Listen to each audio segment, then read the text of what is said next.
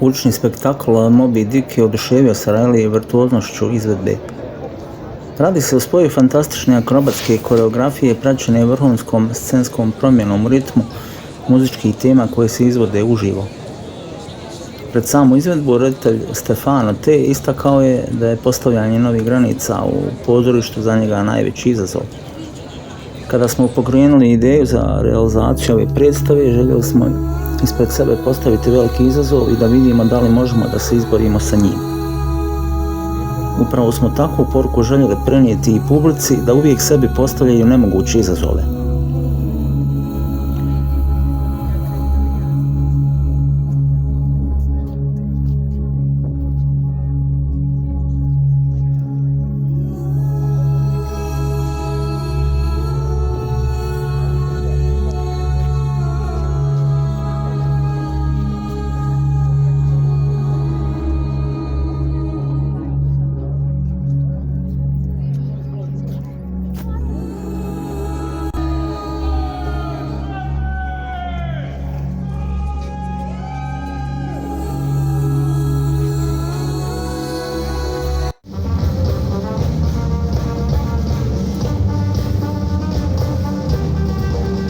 Ulični spektakl Moby Dick je oduševio Sarajlije virtuoznošću izvedbe. Radi se o spoju fantastične akrobatske koreografije praćene vrhunskom scenskom promjenom u ritmu muzičkih tema koje se izvode uživo. Pred samu izvedbu reditelj Stefano T. istakao je da je postavljanje novih granica u pozorištu za njega najveći izazov. Kada smo pokrenuli ideju za realizaciju ove predstave, željeli smo ispred sebe postaviti veliki izazov i da vidimo da li možemo da se izborimo sa njim. Upravo smo takvu poruku željeli prenijeti i publici da uvijek sebi postavljaju nemoguće izazove.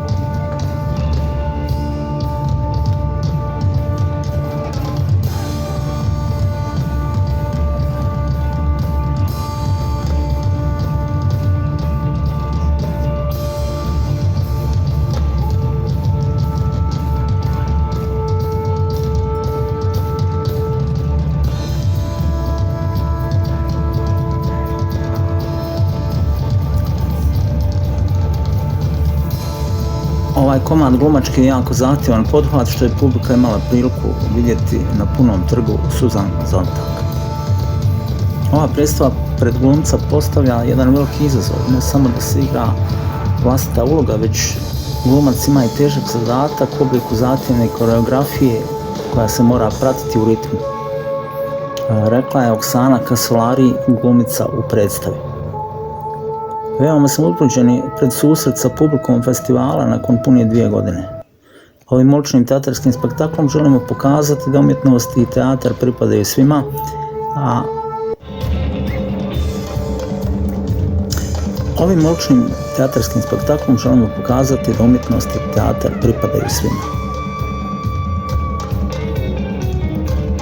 Teatro del Veneti je došao sa velikom predstavom napravljenoj po jednom od najznačajnijih dijela američke i svjetske književnosti, a koja između ostalog tematizira odnos između čovjeka i prirode. Italijanska produkcija je prava prilika za susret sa publikom jer upravo italijanski teatar baštini tradiciju performansa na trgovima uz neposredni kontakt sa ljudima svih profesija, uzrasta i interesovanja, te su istinski virtuozi u svojim izvedbama. Moby Dick je posljednja produkcija Teatro del Veneti koja sažima sve ono na čemu ova kompanija temelji svoj rad. To je prikaz teatarske utopije u urbanom okruženju i u dodiru sa zajednicom. Duboki drevni glas odzvanja iz daljine. 20 mornara, 20 ljudi, 20 duša udara u veliku drvenu burad na kolima koja se kreću. Ta su burad prazna i pohlepno odzvanjaju čekajući da ih ispuni ulješurena mast. Publika posmatra dolazak kola koja se ubrzo pretvaraju u scenu koja postaje pomahnitilo brodogradilište. Dasku po dasku sa užavljima, sajlama i ostalim priborom mornari počinju graditi brod. Koščat, sablasan i nerealističan. U predstavi se prepliču borba, iznenadne oluje i trenuci radosti. Izranjaju likovi, naziru se priče. Kritičar Matteo Brignetti i Renzo Francabandera iz Panekva kulture rekli su da Moby Dick pršti od adrenalina i ostavlja otisak krava na onom koji se doživi gledajući nezobravnog Orlanda Furioza Luke Ronconi. Svaki mišić, svaki damar i tkivo koje se vrpolje na ovom postojanom drvenom moru sačinjeno od iste materije kao i obsesija kapetana Aha.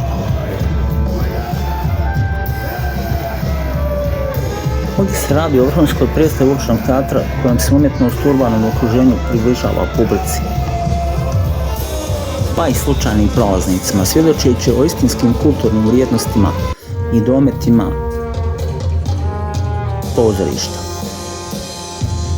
Svojevrsna zanimljivost je da se upravo ove godine navršava 170 godina od objavljivanja Moby Dicka, tog kultnog dijela američke i svjetske književnosti. Trupa Teatra Deventi i Stefano T. predstavu donose na neobičajan način s idejom da uspostavaju komunikaciju između umjetnosti i prostora, odnosno između umjetnosti i ljudi.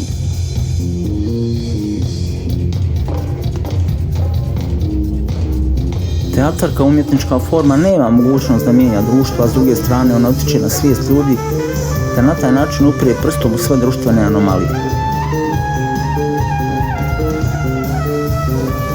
Teatra Deventi u svojoj produkciji režiraju isključivo društveno angažovane predstave. S komadom Moby Dick oni govore o borbi čovjeka s prirodom.